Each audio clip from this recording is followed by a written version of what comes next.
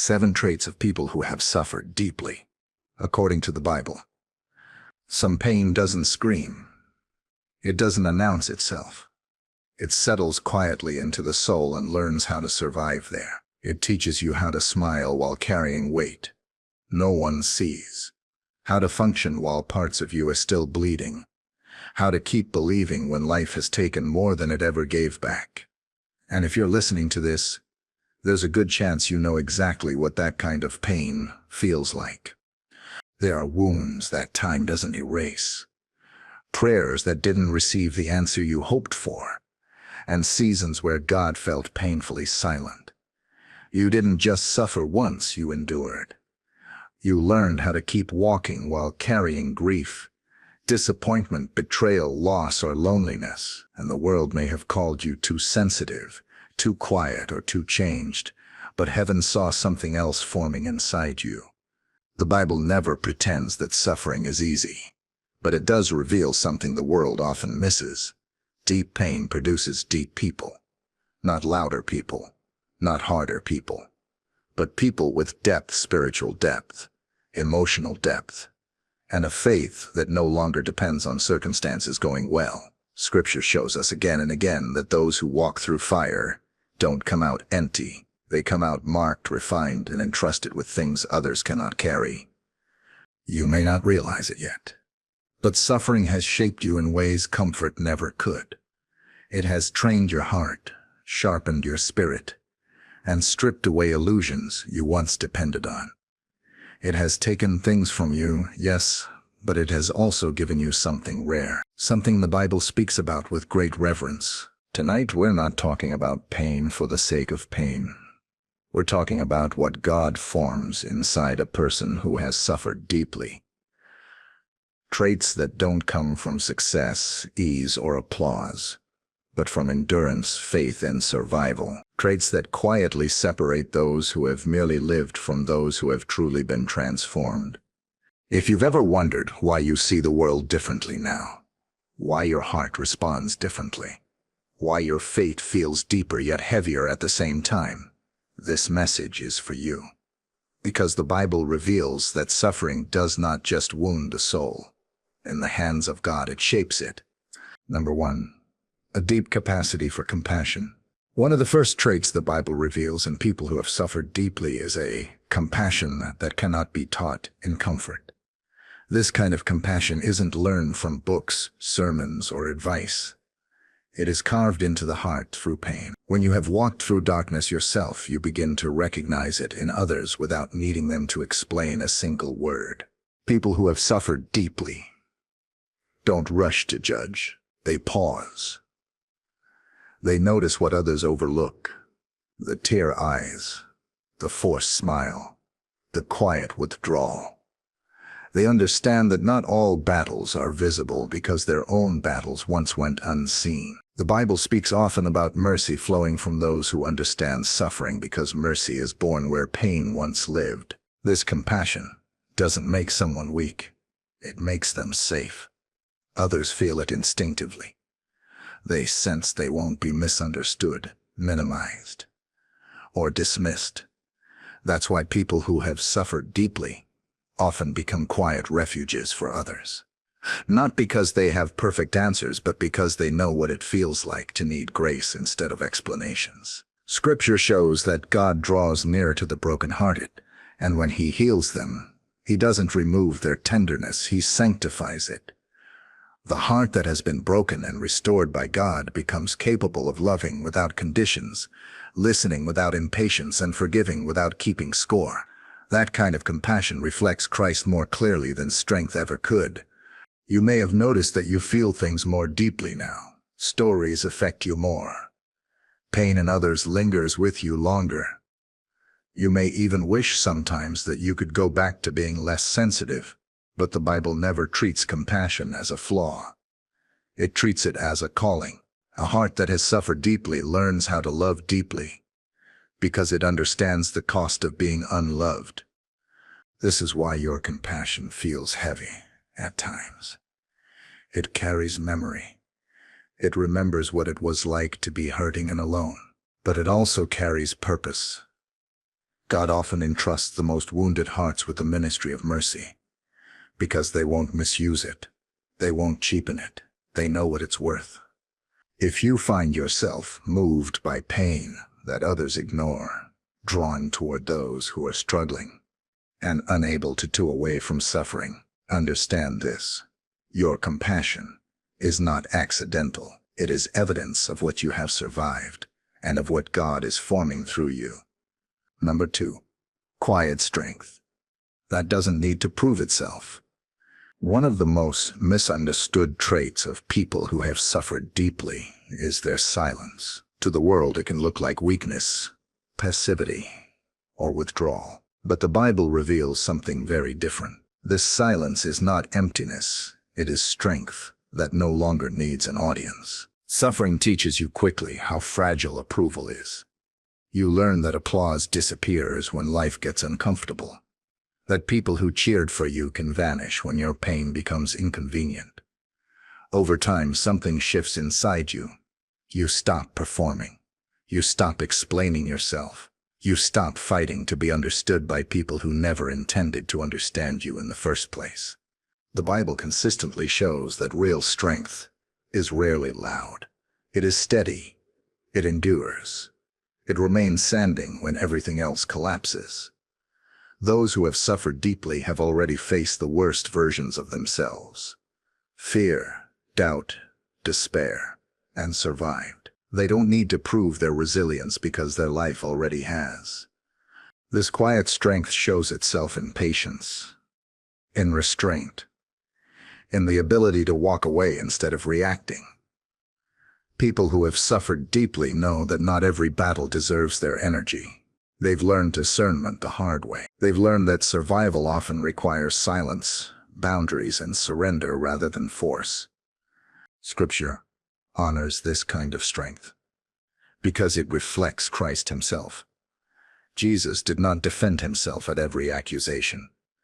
He did not demand recognition for his suffering.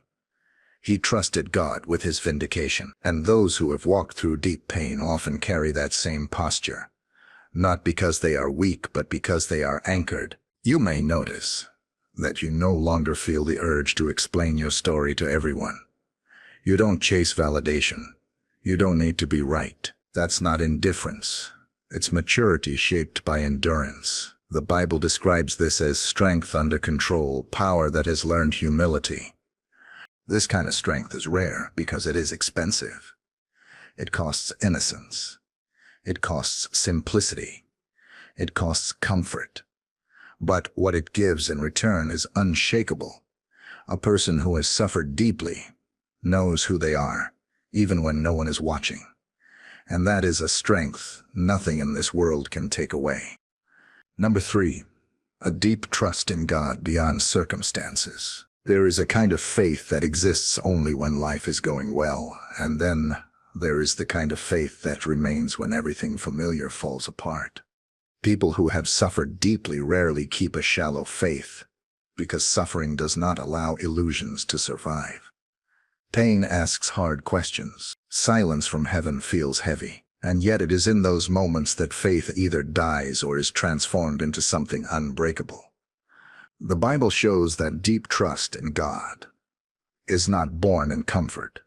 It is formed in waiting rooms, in unanswered prayers, in nights where hope feels distant and strength feels borrowed. Those who have suffered deeply have learned to trust God not because circumstances improved quickly, but because God stayed present when they didn't. This trust looks different from what the world expects. It doesn't demand explanations. It doesn't bargain with God. It doesn't disappear when outcomes disappoint. It rests in the character of God rather than the timing of his actions. People who have suffered deeply know that faith is not a transaction. It is a relationship that endures strain. They have prayed prayers that went unanswered for a long time. They have believed promises that took years to unfold. They have walked forward without clarity, holding on to God with trembling hands. And somewhere along the way, trust stopped being about results and became about surrender. The Bible honors this kind of faith because it is refined by fire. It has been tested and proven. It no longer needs signs to survive. It does not collapse under delay. It has learned that God's presence is not dependent on visible blessings. You may find that your faith feels quieter now, less dramatic, but deeper than ever before. You trust God even when you don't understand Him. You follow even when the path isn't clear. That doesn't mean your faith is weak. It means it has grown up. This kind of trust cannot be faked, and it cannot be shaken easily. It is the faith of those who have walked through loss and still chosen to believe. And according to the Bible, this is the kind of faith God sees, honors, and uses in powerful ways. Number 4, emotional discernment and spiritual sensitivity. Deep suffering changes the way you perceive the world. It sharpens your awareness, not just emotionally, but spiritually. People who have suffered deeply often develop a discernment that cannot be explained logically. They sense shifts in atmosphere, recognize hidden motives, and feel when something is off long before it becomes obvious. The Bible treats this sensitivity not as weakness but as wisdom formed through trial. Pain strips away naivety. After betrayal, loss, or prolonged hardship, you learn to read between the lines. You understand that words don't always reveal truth, and that appearances can be deceiving. Scripture speaks of discernment as a gift, one that grows through experience, obedience, and suffering. Those who have endured much are often able to see what others miss because they have already been deceived, disappointed, or broken before. This sensitivity also deepens spiritual awareness. People who have suffered deeply tend to feel God's presence more acutely. Even in silence, they notice subtle convictions, quiet promptings, and gentle warnings in their spirit. Suffering teaches you to listen closely, because ignoring inner signals once came at a great cost. You may find that loud environments drain you now. Shallow conversations feel heavy. You prefer depth, honesty, and stillness. That is not isolation. It is discernment at work. The Bible often shows that those who walk closely with God become sensitive not just to sin, but to truth, peace, and alignment with His will. This discernment also protects you.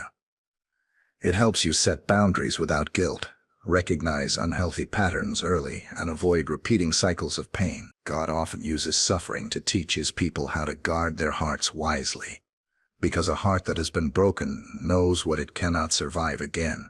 If you feel more perceptive now, more aware of emotional undercurrents, spiritual tension, and unspoken realities, understand this: your sensitivity is not a burden.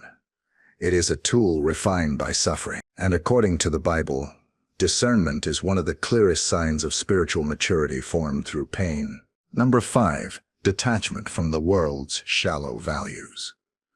One of the quiet transformations that deep suffering brings is a shift in what truly matters.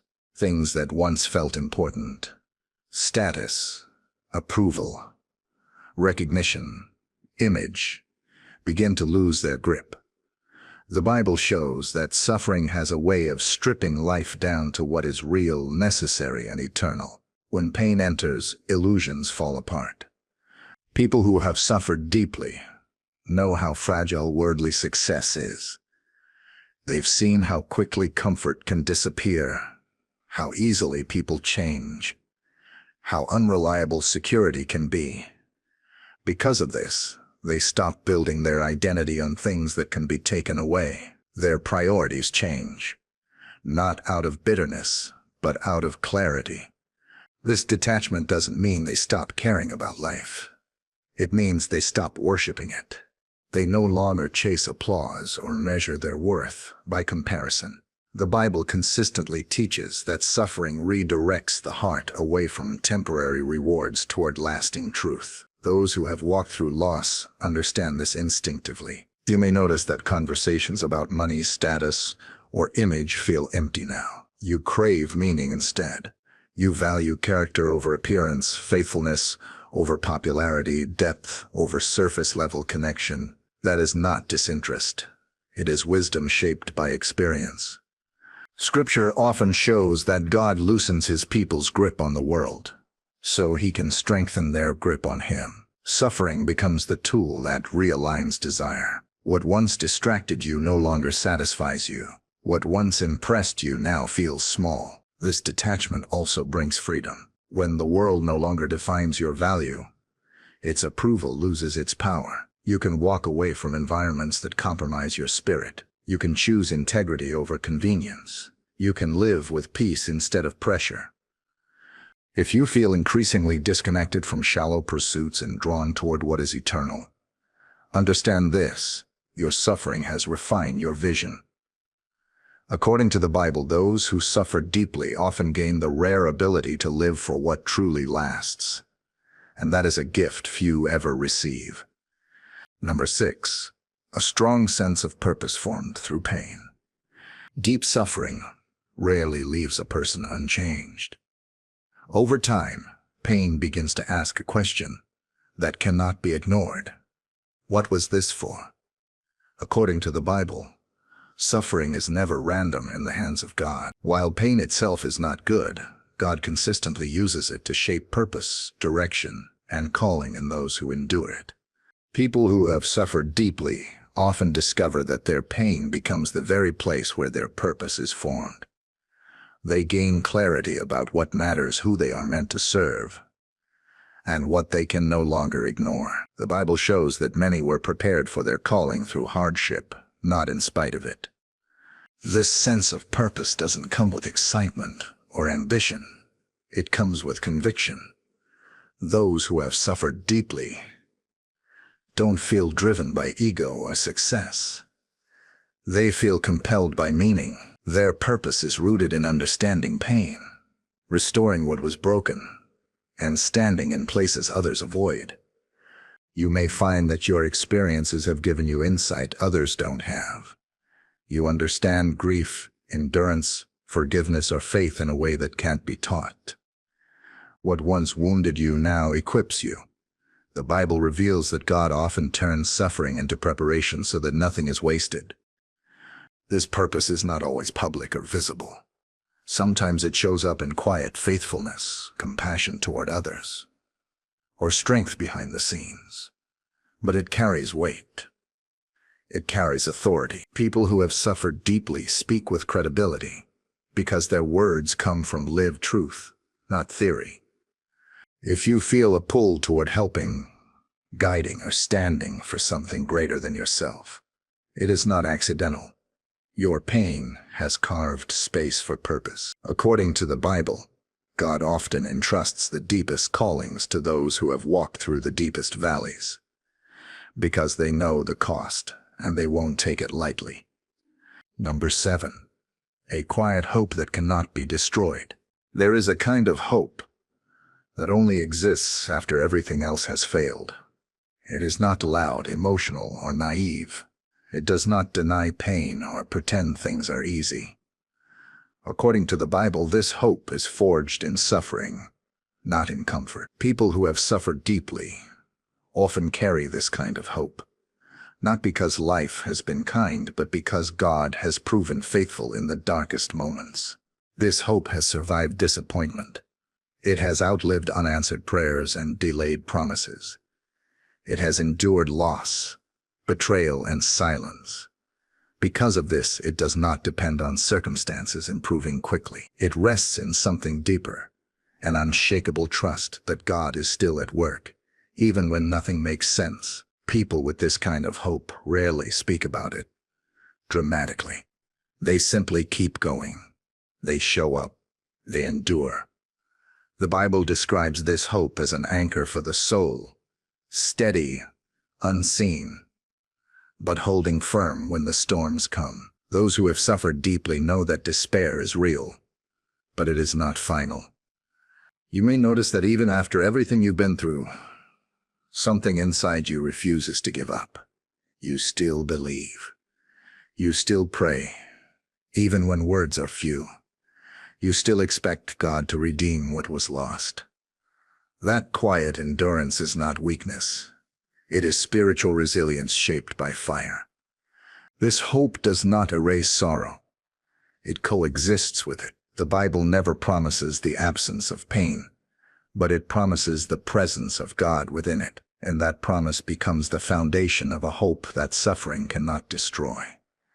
If you are still standing after everything that tried to break you, understand this: your hope is not accidental. It is evidence that God has been sustaining you all along. According to the Bible, this kind of hope does not disappoint because it is rooted not in outcomes, but in God Himself. Conclusion: if you have listened this far, it is likely because something in this message reflects your own journey. Deep suffering leaves marks, but it also leaves meaning. The Bible never portrays pain as proof of abandonment. Again and again, it shows that God is closest to those who have been broken, not because He caused their pain, but because He refuses to let it be wasted. Every trait we've explored points to a truth that is easy to miss when you are in the middle of suffering. What hurt you also shaped you. Compassion, strength, discernment, purpose, and hope did not appear by accident. They were formed slowly, often painfully, in places where comfort could not reach. You may wish at times that your path had been easier, but Scripture reminds us that depth is rarely formed on smooth ground. You are not behind. You are not damaged beyond repair. You are not weaker for what you endured. According to the Bible, those who suffer deeply often emerge with a faith that can carry others, a heart that understands mercy, and a hope that does not collapse when life shakes. God has been working in you, even when you couldn't see it. There may still be wounds that ache, questions without answers, and moments where the weight feels heavy, but the story is not finished. The same God who sustained you through the valley is the God who redeems what was lost and gives purpose to what was painful. If suffering has changed you, let it change you toward God, not away from Him. Let it deepen your faith, refine your love, and strengthen your hope. Because according to Scripture, those who have suffered deeply are not forgotten. They are being prepared for something greater than they ever imagined.